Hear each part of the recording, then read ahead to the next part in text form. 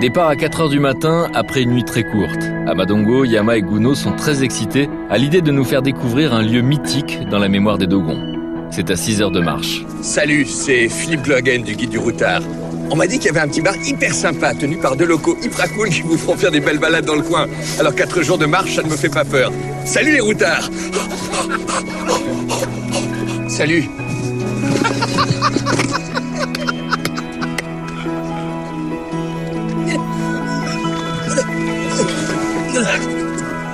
Oh, pardon, il faut que j'y aille. Il paraît que par là, il y a un petit restaurant local qui a une spécialité de sushi Dogon. Le patron est un mec à la cool. Il vous fait des belles balades. Lui a épousé une Française, une Bretonne. C'est un Dogon. Il est super, il vous fait faire des belles balades dans le coin. Nous, au guide, on l'adore. On le trouve hyper cool. Allez-y de notre part, moins 10% sur les apéros. Là-bas ?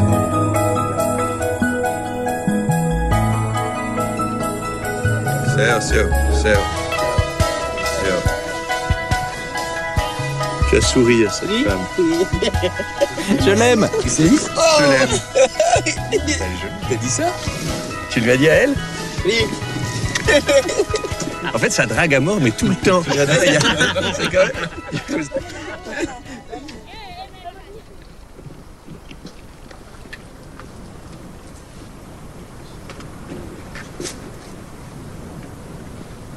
Oui, c'est ça, alors. Ces habitations, c'est ça, c'est les maisons troglodytes, c'est ça. Vous ceux qui habitez là. Il y en a qui sont incroyables. C'est plus des gens qui habitent là, quoi. Hein. C'est des gens qui habitent là. En fait, c'est ce qu'on appelle les habitations Télème. Et les Télème, c'était les premiers habitants de la falaise avant les Dogons, avant que les Dogons arrivent au XIVe siècle. On les appelait les petits hommes au teint rouge. Ils étaient chasseurs-cueilleurs. On les compare beaucoup aux pygmées. Parce qu'en fait, avant, il y avait de la forêt au pied de la falaise. Il n'y a plus personne qui vit là depuis le XIVe, XVe siècle. Il faut grimper vraiment. Les accès sont incroyables. Yama, à ton avis, comment ils faisaient pour monter là-haut, pour habiter là-haut? Quand j'étais petit, on m'a raconté que les Télème construisaient leur maison la nuit et que pour grimper dans la falaise, ils s'accrochaient comme des lézards. Mais personne ne les a jamais vus. C'est tellement présent, on s'imagine qu'il y a quelqu'un qui va apparaître. Moi, il me semble qu'il leur arrive de revenir au crépuscule, en cachette.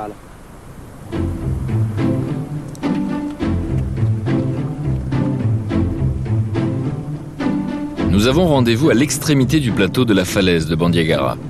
Ceux qui nous attendent suscitent l'admiration de tous les Dogons. Leur savoir-faire ancestral est spectaculaire et unique. Cette rencontre n'est pas donnée à tout le monde. Elle se mérite. Après, on peut regarder après. Ah oui, c'est une bonne idée de ne pas être tombé, oui.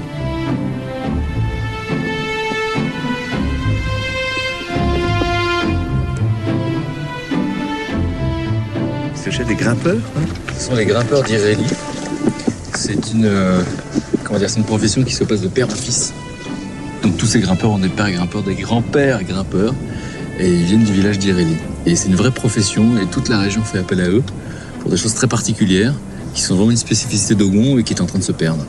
Et eux, ce qu'ils nous proposent, c'est de voir de près ce qu'ils font.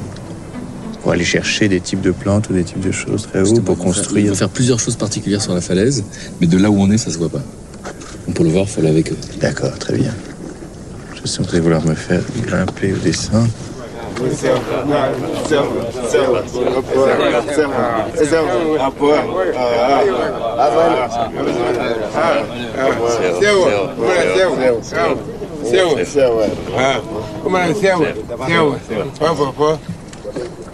Pour qu'ils soient attachés à rien.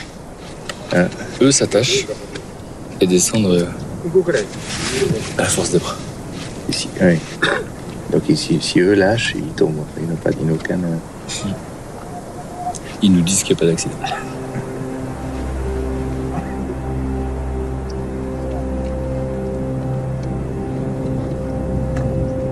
Là, tout à coup, j'ai une sorte d'appel du vide.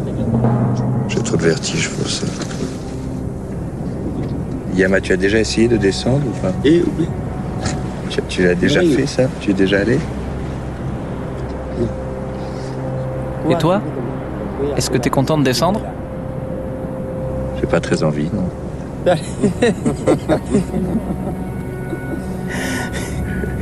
Vas-y, essaye, ça doit être bien. Oui, et toi? Avec Gounou, on essaiera peut-être un jour. Toi aussi?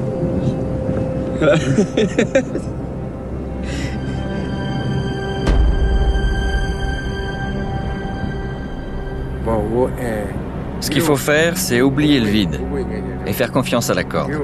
T'inquiète pas, il faut toujours regarder la corde et la paroi. Moi, je vais louper. Je loupe tout, alors. Que Dieu vous protège.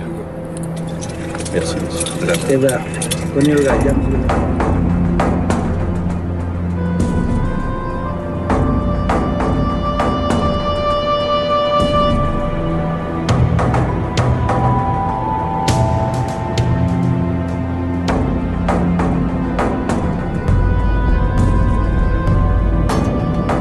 La falaise de Bandiagara est un refuge pour les vivants, mais c'est aussi le cimetière des Dogons.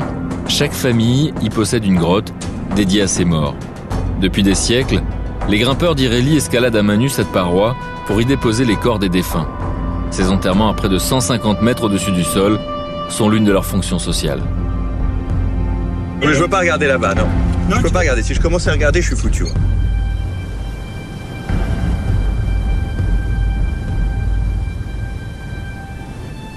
Ça va ma position à peu près ou pas?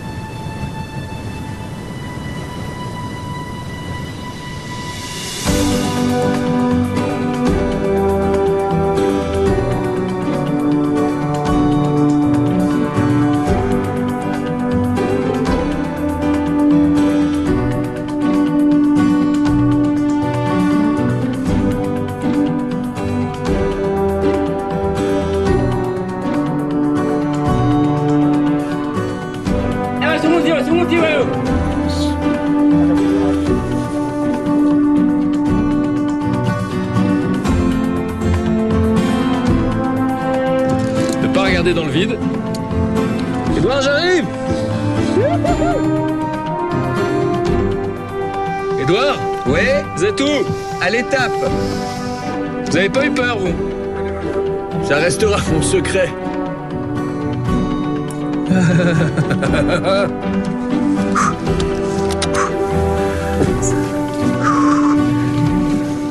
Vous devez nous trouver ridicule d'avoir besoin de tout ça. Ouais. Comment oui? Les grimpeurs d'Ireli ont également un autre rôle. Ils explorent l'intérieur des anciennes habitations Tellem pour ramasser du guano. Cet engrais naturel est extrêmement efficace et précieux, mais il est également très rare. Des fois, nous, on leur dit pas que nous partons grimper. Ça, on leur cache. Vous dites pas à vos femmes que vous partez grimper? Non, elles sont pas d'accord. Elles trouvent ça trop dangereux. Elles sont pas d'accord. Les femmes de tous les garçons En qui dessous, sont c'est là, la mort. elles ont peur. Je trouve que c'est un grand courage. Voilà.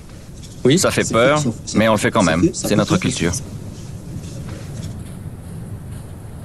Depuis toujours, notre travail, c'est d'enterrer les morts du village dans la falaise.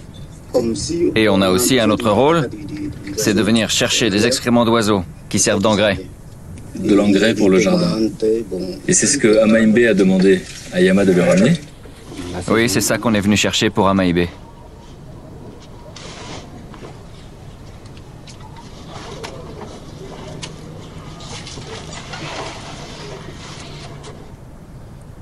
C'est beau, hein? Magnifique. En tout cas, j'en reviens pas. Je veux dire que ce sont les seuls endroits où ils trouvent ça. Je dis quoi dans ces anciennes habitations?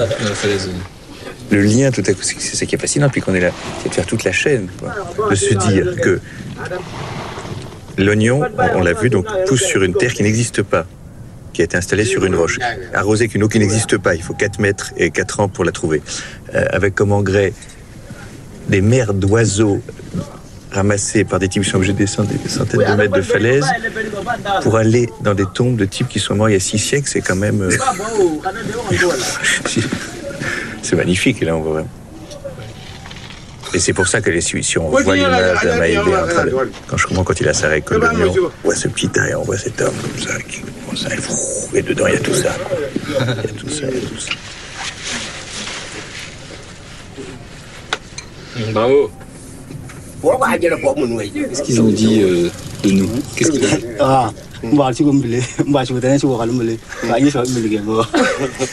La vérité. Les grimpeurs disent qu'ils ont remarqué que vous n'aviez pas l'air très à l'aise. C'est ce qu'ils ont dit. Vous voulez dire que ça se voyait qu'on avait...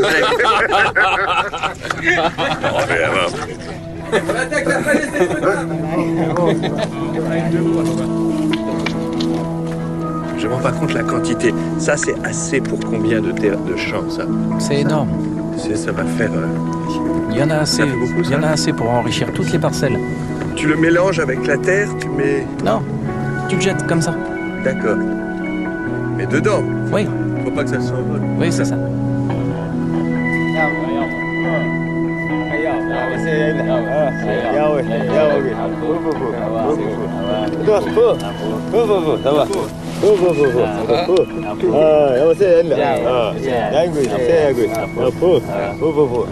Regarde, Amaïbé. On t'a apporté de l'engrais. C'est assez, ça, ou pas? C'est en quantité? Oui, c'est très bien. Cet engrais naturel est bien plus efficace que l'engrais chimique. Ça va nourrir la terre pendant 2 ans. Ah oui. Vous devez comprendre que ça, c'est de l'or pour nos terres sèches.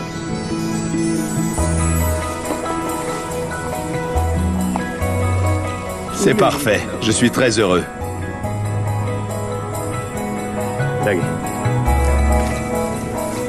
C'est extraordinaire, ça, cet endroit.